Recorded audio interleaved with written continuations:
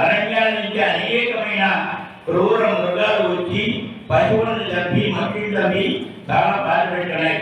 దిగ్గవాడంటే మహారాజు కాబట్టి ఈ ప్రజలంతా కూడా కూడబడుకుని మహారాజు ఉన్నాడు కదా, ఆయన చూసుకుంటాడు కాబట్టి మనకేం భయం లేదని వీళ్ళంతా కూడా తండోపచారాలతో బయలుదేరుతున్నారు. అక్కడ పక్కన ఆఫ్ చేస్తున్నారు. లోపలికి వెళ్తూ మహారాజుతో మేము మనం చేస్తామంటే నిలబడాలని తోసేసుకొని వస్తున్నారు. చూశాడు మహారాజు, నా ప్రజలు ఇక్కడి నుంచి వచ్చారంటే ఏదో ఆపదలో ఉన్నారని గ్రహించాడు. వదిలిపెట్టేమన్నాడు. వాళ్ళంతా లోపలికి మొదలుపెట్టుకున్నారు. అయ్యా మహారాజా, అరణ్యాల నుంచి క్రూర మృగాలు వచ్చి పశువులను చంపి మమ్మల్ని చంపి చాలా బాధ పెడుతున్నాయి. ఇంకా కొంతకాలం వచ్చి మళ్ళీ నీలో మనవి చేసుకునేందుకు కూడా మేము వినడం అని చెప్పేసి మమ్మల్ని రక్షించవలసిందని చెప్పి మనవి చేస్తే ప్రజల క్షేమమై అక్షేమంగా భావించిన మహారాజు పంచగళ్యాన్ని గుర్రం మీద బయలుదేరుతాడు. బయలుదేరి వెళ్ళి అనేకమైన క్రూర మృగాన్ని సంబంధించి అలసిపోతాడు. అలసిపోయి సరాసరి వెళ్ళి విశ్రాంతి తీసుకుందామని చెప్పి బయలుదేరి పెట్టుకుంటే లోపల ఒక మారేడు చెట్టు కింద కొందరు కొలలు సభాంలో సత్యనారాయణ స్వామి వ్రతాన్ని చేసుకుంటారు. చూస్తాడు మహారాజుగా కొంచెం గర్వం కూడా ఉంటుంది. కనీసం నమస్కారమైన పెట్టకుండా ఆ గొడవ మీద ముందుకు వెళ్ళి దగ్గరలో మరీ చెట్టు ఉండే దాని కింద కూర్చున్నాడు. వేటాడున్నారేమో నిద్ర పట్టింది పడుకున్నాడు. ఈ లోపల ఈ కొలంతా కూడా వ్రతాన్ని పూర్తి చేశారు. తొలిగా ప్రసాదం ఎవరికి ఇవ్వాలని వాళ్ళలో వాళ్ళకి బాధ్యత. అప్పుడు వాళ్ళలో పెద్ద కూడా లేచి మీరు గ్రహించారో లేదు, ఇప్పుడే కదా మహారాజు కన్నతండ్రి లాంటి వాడు, ముందు ప్రసాదం ఆయన చెప్పి మనం పూజిద్దామని చెప్పాడు.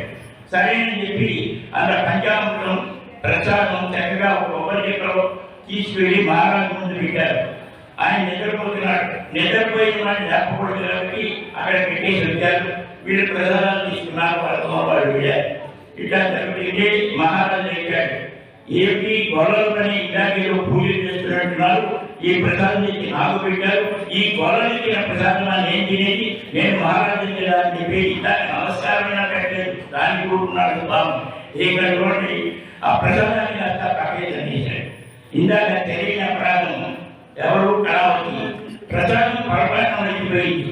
ఈయన బుద్ధిపూర్వకంగా దాన్ని విసర్జించేసేది కదా, స్వామికి చాలా కోపం వచ్చింది.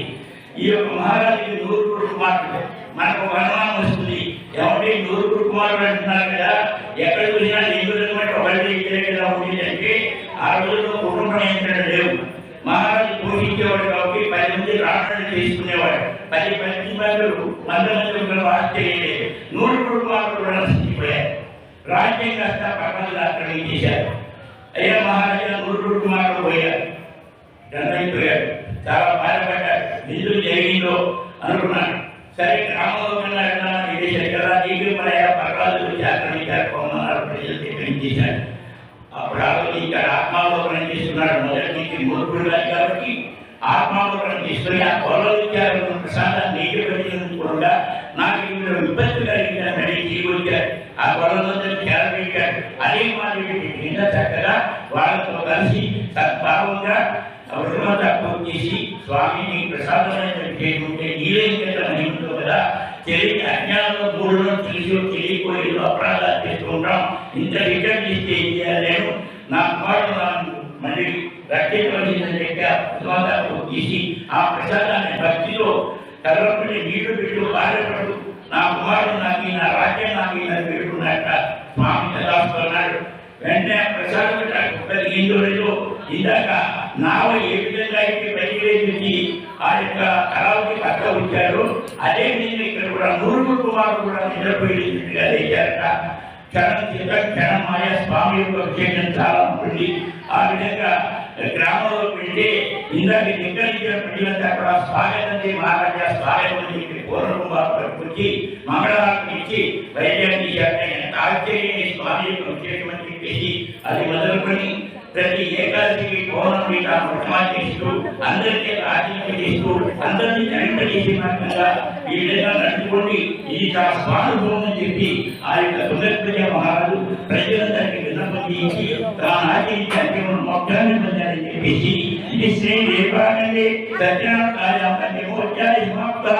ఈ విధంగా ఎవరికి ఏ విధంగా చేస్తారో నానాలు సర్వపుష్పావృతుడి సనాతన సత్యదేవుడిని సత్యనారాయణని అనేక ఎప్పుడో ఇది అది మహావిష్ణువు టైంలో హృదయంలో జరిగింది. కొన్ని లక్షల సంవత్సరాలు జరిగిపోయింది. ఈ యొక్క విష్ణుమూర్తి యొక్క అవతారం సత్యదేవుడు సత్యనారాయణుడు స్వామి